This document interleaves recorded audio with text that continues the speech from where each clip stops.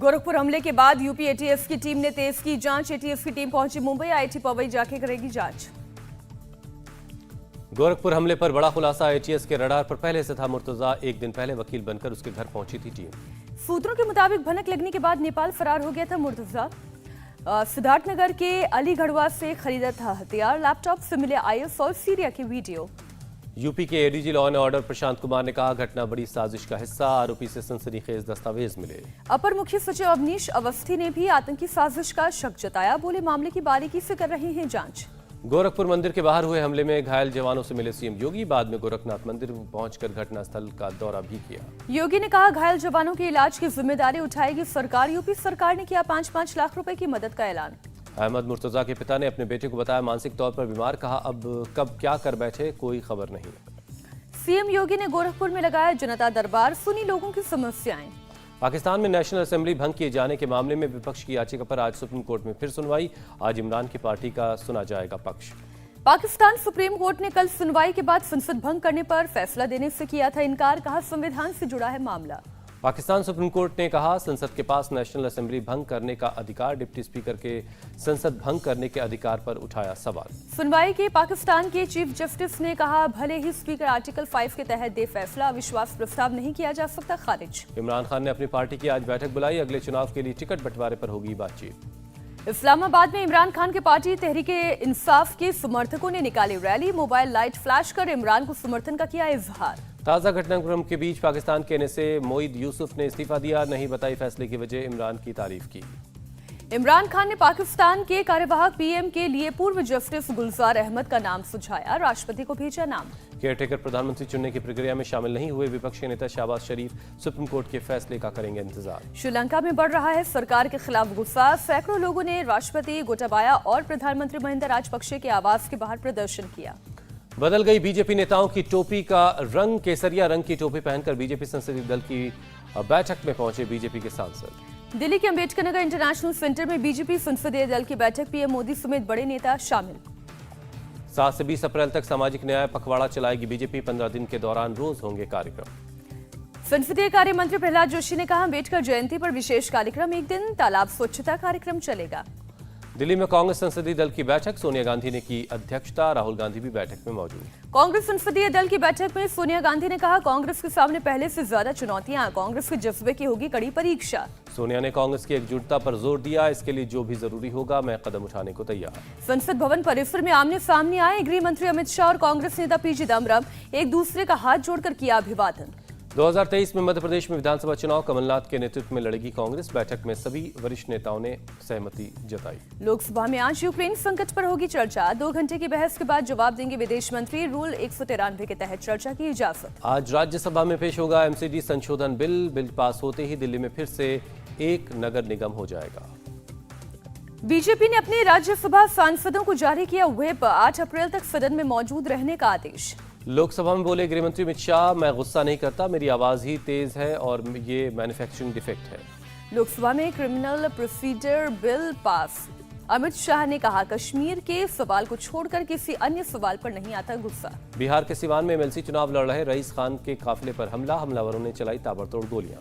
सिवान के एसपी के मुताबिक हमले में 2 लोगों को लगी गोली। दूसरी गाड़ी में बारात से लौट रहे शख्स की गई जान।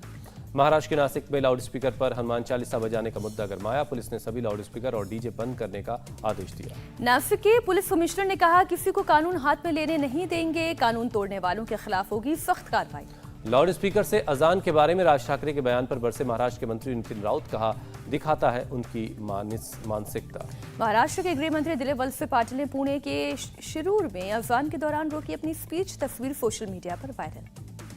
महाराष्ट्र से कर्नाटक पहुंचा लाउड स्पीकर विवाद। हिंदू संगठनों के सभी मंदिर प्रबंधन से अपील। सुबह 5:30 बजे लाउड स्पीकर करें मंत्रोच्चार। हासन जिले के अरसीकेरे मंदिर में हुई शुरुआत। कालिकंबा मंदिर के महंत ने सुबह 5:30 बजे लाउड स्पीकर पर किया राम नाम जाप और मंत्रोच्चारण। दक्षिणी दिल्ली में नवरात्रि के दौरान बंद रहेंगी मीट की दुकानें। 2 से 11 अप्रैल तक रहेगी पाबंदी। एसडीएमसी मेयर ने जारी किया आदेश। करौली में 7 अप्रैल तक बढ़ाया गया कर्फ्यू। डीएम ने जारी किया आदेश। कहा, अभी हालात सामान्य नहीं।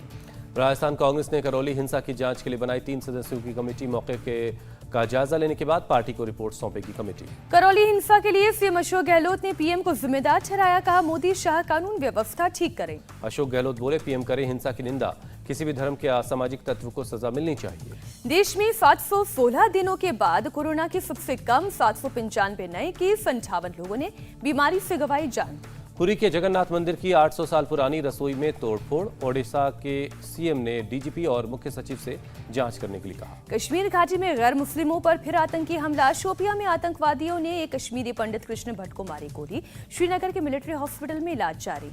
बौखलाए आतंकियों ने पिछले 24 घंटे में कश्मीर घाटी में चौथा हमला किया, कुल 4 मजदूर जख्मी हुए। श्रीनगर के मैसूमा में हुए आतंकी हमले में घायल सीआरपीएफ के एक जवान हो गए शहीद, हमले में 2 जवान हुए थे घायल। बडगाम में सीआरपीएफ जवान को श्रद्धांजलि, जम्मू कश्मीर के डीजीपी ने पुष्पांजलि दी। कल श्रीनगर के मैसूमा में शहीद हुए थे विशाल। जम्मू कश्मीर के डीजीपी दिलबाग सिंह ने आतंकी वारदात को वहशीपन करार दिया, पागल जानवरों जैसा करेंगे आतंकियों का अंजाम। डीजीपी दिलबाग सिंह बोले, रमजान के पाक महीने में बेकसूरों की हत्या दुखद, कश्मीर के सिविल सोसाइटी ने आतंकी हमलों की निंदा की। दिल्ली में फिर 80 पैसे बढ़े पेट्रोल और डीजल के दाम, पिछले 2 हफ्तों में कुल 9 रुपए 20 पैसे का इजाफा। मुंबई में 120 रुपए के करीब पहुंचा पेट्रोल, 84 पैसे के इजाफे के बाद पेट्रोल का रेट 119 रुपए 67 पैसे हुआ। पीएम मोदी ने भारतीय मूल के अमेरिकी सिंगर फाल्गुनी शाह को दी बधाई, फाल्गुनी ने बाल एल्बम श्रेणी में जीता है ग्रैमी अवार्ड। आज चैत्र नवरात्रि का चौथा दिन, दिल्ली के झंडेवाला मंदिर में जुटे श्रद्धालु, माता की पूजा अर्चना की गई। पूर्व आईएएस हर्ष मंदिर की कहानी पाठ्यक्रम में शामिल करने पर विवाद, एनसीपीसीआर ने मांगा एनसीईआरटी से जवाब। एमपी के सीएम शिवराज की गुंडों अपराधियों को खुली धमकी, कहा ऐसे तोड़ूंगा कि जीने लायक नहीं बचोगे। हरियाणा में खट्टर सरकार ने आज बुलाई विधानसभा का स्पेशल सत्र, चंडीगढ़ मुद्दे पर होगा प्रस्ताव पास। उत्तराखंड के देहरादून में आज से चिंतन शिविर, संघ प्रमुख मोहन भागवत भी हिस्सा लेंगे। यूक्रेन पर संयुक्त राष्ट्र सुरक्षा परिषद की बैठक आज, बुका में नरसंहार के बाद हुई बैठक, यूक्रेन में राष्ट्रपति ज़ेलेंस्की भी करेंगे संबोधित। यूक्रेन के बुका में शवों का मिलना जारी है, रूसी सेना के बेस के पास मिले 4 लोगों के शव। बुका में शव मिलने के बाद एक महिला ने अपने घर के बाहर गार्डन में दफनाया अपने पति का शव, रोते हुए समझौते की अपील की। बुका के दौरे पर यूक्रेन के राष्ट्रपति ज़ेलेंस्की स्थानीय लोगों से मुलाकात की, लोगों ने बिजली समेत कई समस्याओं पर मदद मांगी। बुका में मारे गए 300 से ज्यादा लोग, यूक्रेन के राष्ट्रपति ज़ेलेंस्की का आरोप, कहा हाथ बंधे हुए शव मिले, महिलाओं लड़कियों के साथ हुआ रेप। अमेरिका ने बुका नरसंहार को वॉर क्राइम करार दिया, राष्ट्रपति जो बाइडेन ने वॉर क्राइम के लिए पुतिन को जिम्मेदार बताया। यूनाइटेड नेशन में रूस के राजदूत ने बुका में नरसंहार से किया इनकार, कहा रूसी सेना ने नहीं किया युद्ध अपराध, रूस को बदनाम करने के लिए उकसाने की साजिश। रूस का बड़ा दावा, मारियोपोल में 267 यूक्रेनी सैनिकों को ने सरेंडर किया। यूक्रेन की सैन्य ठिकानों पर रूसी सेना की एयर स्ट्राइक, सामने आया हमले का वीडियो। अमेरिका कहने से सुलिवान ने कहा, रूस ने बदली अपनी रणनीति, यूक्रेन के पूर्वी और दक्षिण इलाके पर फोकस, रूस को एहसास है कि पश्चिमी इलाकों को तोड़ना असंभव है। यूक्रेन के क्रामाटोर्स्क में रेलवे स्टेशन पर लगी भीड़, विस्थापित यूक्रेनी लोगों में देश छोड़ने की होड़, सड़कों पर लगा लंबा ट्रैफिक जाम। ओडेसा से लोगों का पलायन जारी है, बच्चों के साथ ट्रेन से लीव के लिए रवाना हुई महिलाएं, पोलैंड समेत दूसरे देशों में लेंगे शरण। तानाशाह किम जोंग उन की बहन ने दक्षिण कोरिया को दी चेतावनी, कहा हमला किया तो न्यूक्लियर हथियार से देंगे जवाब। न्यू जर्सी में एक घर के बाहर हुआ प्लेन क्रैश, एक शख्स जख्मी हुआ, प्लेन क्रैश की वजह साफ नहीं। ऑस्ट्रेलिया में लैंडस्लाइड की चपेट में आए एक ब्रिटिश परिवार, 2 लोगों की हुई मौत, 2 गंभीर रूप से घायल, किया गया रेस्क्यू। पिछले 24 घंटे में यूक्रेन से निकाले गए 3000 से ज्यादा लोग, यूक्रेन के डिप्टी पीएम ने कहा, मारियोपोल, बार्डियांस्क और ज़पोरिजिया से निकाले गए काफी लोग। रूस से सिर्फ 1 से 2% ऊर्जा आयात करता है भारत, अमेरिका ने कहा रूस से ऊर्जा आयात बढ़ाना भारत के हित में नहीं। कोटा में हिस्ट्री शीटर देवा गुर्जर की गैंगवॉर में हत्या, करीब 1.5 दर्जन हथियारबंद लोगों ने हमला किया। भ्रष्टाचार के आरोप में औरैया के जिला अधिकारी सस्पेंड, शिकायत की होगी विजिलेंस जांच। यूपी के अलीगढ़ में भू माफियाओं के खिलाफ प्रशासन की कार्रवाई, करीब 20 करोड़ की जमीन माफियाओं के कब्जे से छुड़वाई गई। माफिया ने कोल तहसील के धौर्रा माफी में सरकारी जमीन पर अवैध कब्जा किया था, अवैध रूप से कर रहा था प्लॉटिंग। जौनपुर में 50,000 का इनामी बदमाश रवि तिवारी ने पुलिस के सामने सरेंडर किया, लूट और हत्या के कई मामले उस पर दर्ज हैं। बदमाश रवि तिवारी महीनों से चल रहा था फरार, पुलिस ने घर पर नोटिस भी चिपकाया था। उत्तर प्रदेश में दूसरी बार योगी के शपथ लेते ही अपराधियों में खौफ, मैनपुरी में 2 लूट के आरोपियों ने पुलिस अधीक्षक कार्यालय में सरेंडर किया। तख्ती पर लिखा था हम लुटेरे हैं, हमें जेल भेज दो, पुलिस हमारा एनकाउंटर कर देगी, पुलिस ने दोनों आरोपियों को हिरासत में लिया। मेरठ में याकूब कुरैशी के बेटे इमरान कुरैशी की मीट फैक्ट्री पर पुलिस की कार्रवाई, फैक्ट्री से मिला मीट नष्ट किया गया। कार्रवाई करने के लिए जेसीबी पहुंची, फैक्ट्री में पुलिस के अधिकारी रहे मौजूद। हिमाचल के स्कूलों में 9वीं कक्षा से होगी गीता की पढ़ाई, शिक्षा मंत्री गोविंद सिंह ठाकुर ने जानकारी दी। महाराष्ट्र के पिंपरी चिंचवाड़ इलाके में भारी संख्या में हथियार बरामद, पुलिस ने बरामद की 92 तलवारें और 2 कुकरी। कुरियर कंपनी के ऑफिस में मिले हथियार। गुजरात में बीजेपी विधायक की सामाजिक पहल, 591 जोड़ों की करवाई सामूहिक शादी।